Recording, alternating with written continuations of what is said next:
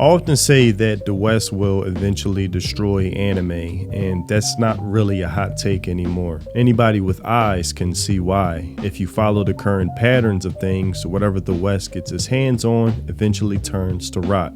Whether it's video games, movies, shows, comics, whatever, with very few exceptions. And here's just another example of when it comes to anime. What is an anime trope that you're tired of seeing? Harems with a male MC. I'm tired of it. I don't want to see men walking around getting girls. I want to see girls walking around getting girls. Yeah. Where are the Yuri harems? Where are they at? You know how SAO is a harem, right? But it's a kind of family friendly-ish, it's a, mainstream anime. I want a girl anime that's harem based, that is mainstream and friendly and romantic. That's what I want. And this is the problem with anime or anything that becomes hyper popular. The casuals begin to flood and are given the spotlight to spew their nonsense. And then the people in charge take these opinions seriously and then try to course correct, but really only leads to a dead end like a crash test dummy. This is why people have changed their opinions on gatekeeping radically as of recent. So it's opinions like these that need to be ridiculed and put to shame to deter others from doing so. What this tourist doesn't understand is what makes anime so amazing is that it provides variety for numerous audiences. Whatever your preferred taste is, there's always a specific genre to serve it. But leave it to the entitled Western narcissist brain to limit everyone else's enjoyment and interest to serve only theirs because their interest is all that matters. Now, me myself, there's certain genres of anime I'm not particularly interested in, but you don't see me trying to ruin it for everyone else. For instance, I'm not really interested in gay romance stories of two men, let's say,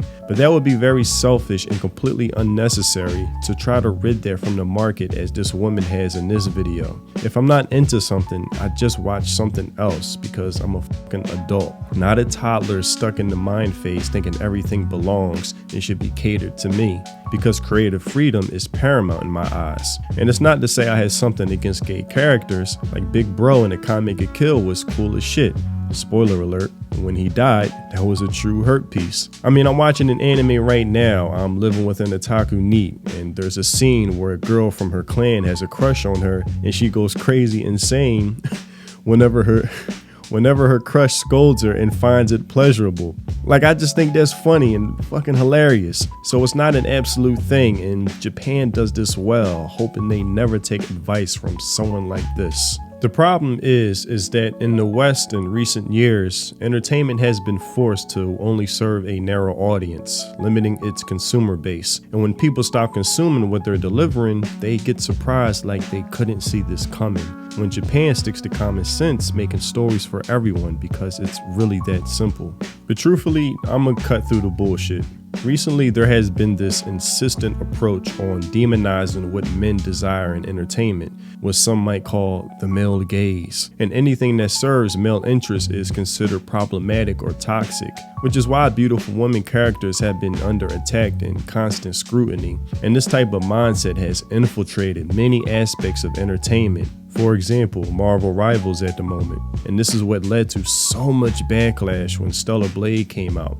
The amount of vitriol that game came under because Eve, a very attractive woman lead character, dared to exist was so outrageous I couldn't believe it. Side note, I bought a physical copy, still sealed unopened because I know that would be worth a lot one day. But the lengths these game journalists went to try to suppress and stop the success of that game was astounding. IGN staff saying things like, "This will encourage women to be beaten," just nonsense and pure desperation, including comments saying it's an unrealistic body standard and will encourage women to unalive themselves because of it.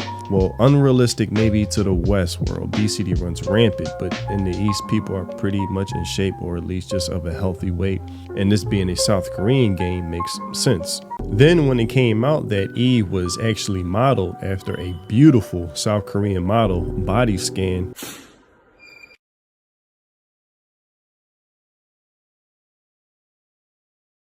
shout out to her, it flew in their faces even more. But even if it wasn't, I want attractive characters in my game regardless, and that shouldn't be controversial. They even went to the lengths of claiming the creator must have never seen a living woman before, which they had to apologize for because when the pics of his wife came out, it made all of our jaws drop because she is beautiful and gorgeous and even helped work on the damn game herself. And shout out to that. Gotta let it out. I love to see that type of shit. But like I said, this mindset is widespread and has led to the detriment of so many properties. But luckily, Japan is still smart of knowing your audience and serving your audience. Common sense thinking and not limiting yourself unnecessarily. Like, what would I look like if I said, I'm really into RPG games and they should stop making fighting games or first-person shooters? No, that would be stupid. There's something for everyone.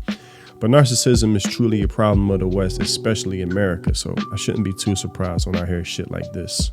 Now, me personally, I like a bunch of genres of anime, and this current season is serving whatever I have a taste for in the moment. Whether it's Solo Leveling, getting some good action, Detective Doctor because I always like a good whodunit, Orb, Movements Around the Earth, which is a heavy hitter, deep drama, Headhunted to Another World, which is a cool isekai, main character is a negotiator, which is kind of different, My Happy Marriage Season 2, when I want a good romance anime that makes me crave a relationship, even though I gotta stay focused, but you get my point. There's a genre to serve whatever mood I'm in, or when I want to switch it up from a heavy hitting one to a light-hearted comedic one that I know will make me laugh. This is something that anime fans love and appreciate, and that others just want to get rid of because it'll feed their narcissism.